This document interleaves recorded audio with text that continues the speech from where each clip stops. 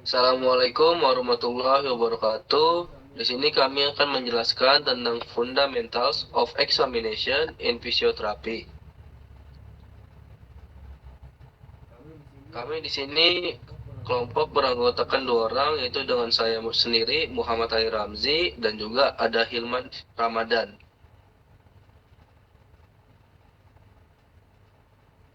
Baik, yang pertama ada pengantar pemeriksaan, yaitu yang pertama ada cara melakukan pemeriksaan dasar pasien, yang kedua menilai postur, ROM, dan fungsi gerak, yang ketiga dasar pengukuran muskuloskeletal, yang keempat dasar pemeriksaan neurologis, dan yang terakhir ada pengembangan clinical reasoning sebelum terapi.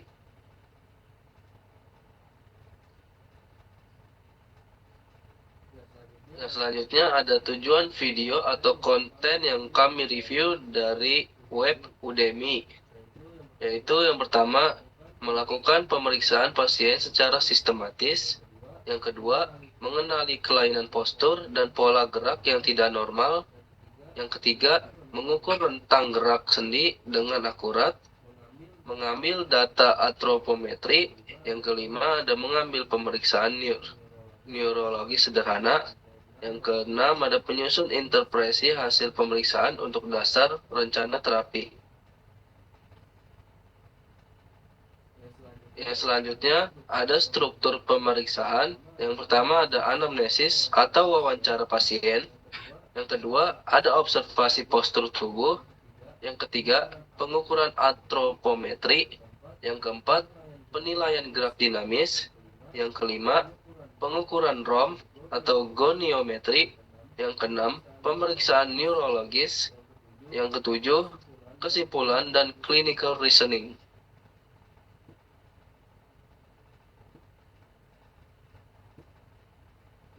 Yang selanjutnya ada anamnesis, yaitu yang pertama ada riwayat keluhan, yang kedua riwayat cedera atau operasi, yang ketiga aktivitas harian dan pekerjaan, yang keempat faktor yang memperberat dan memperingan nyeri, yang kelima riwayat penyakit umum, yang keenam data ini menjadi dasar menentukan bagian yang harus diperiksa lebih detail.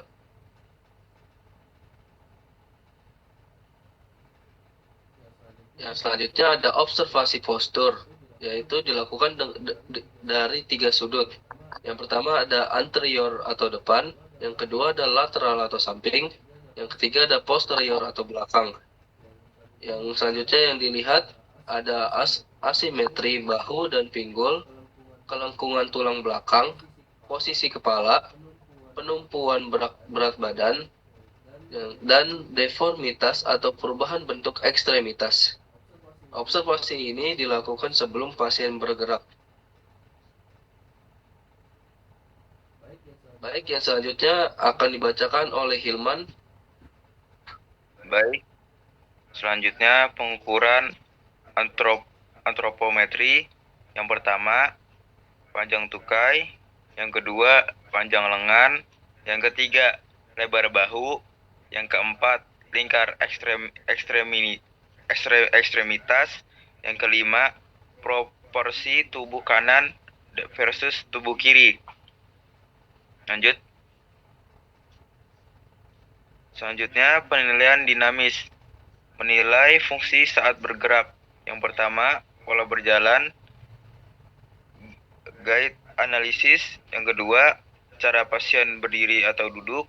Yang ketiga, mobilitas tulang belakang. Yang keempat, kemampuan melakukan gerakan fungsional, buka kurung, jongkok, mengangkat lengan, dan membungkuk.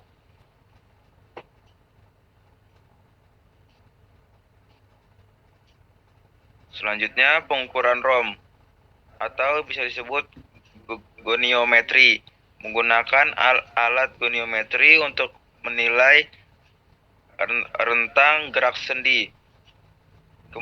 Yang pertama yang dicek pada bagian bahu, siku, pergelangan tangan. Dilanjut pinggul, lutut, pergelangan kaki. Seterusnya tulang belakang, buka kurung, fleksi, ekstensi, rotasi. Hasil Hasil menunjukkan keterbatasan gerak, kekakuan sendi, perbedaan kanan kiri, proses terapi ke depannya. Lanjut. Pemeriksaan neurologis dasar.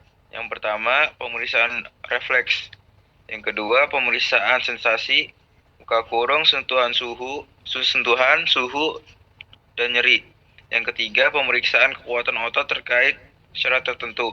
Yang keempat, koordinasi gerak.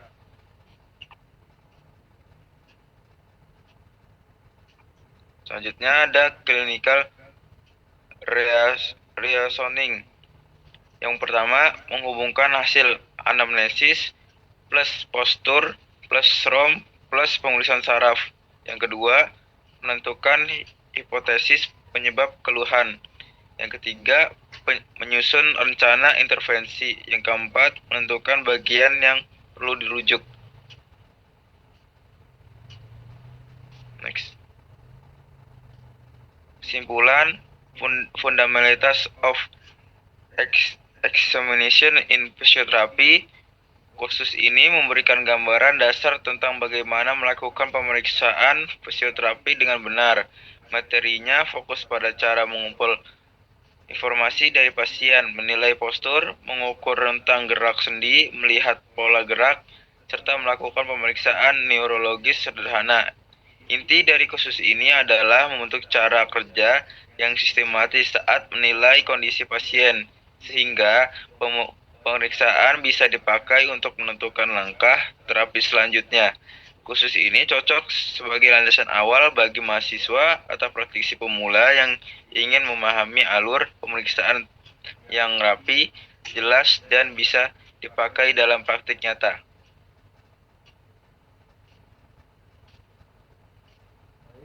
Baik, cukup sekian dari presentasi kami. Kurang lebihnya mohon maaf. Wassalamualaikum warahmatullahi wabarakatuh.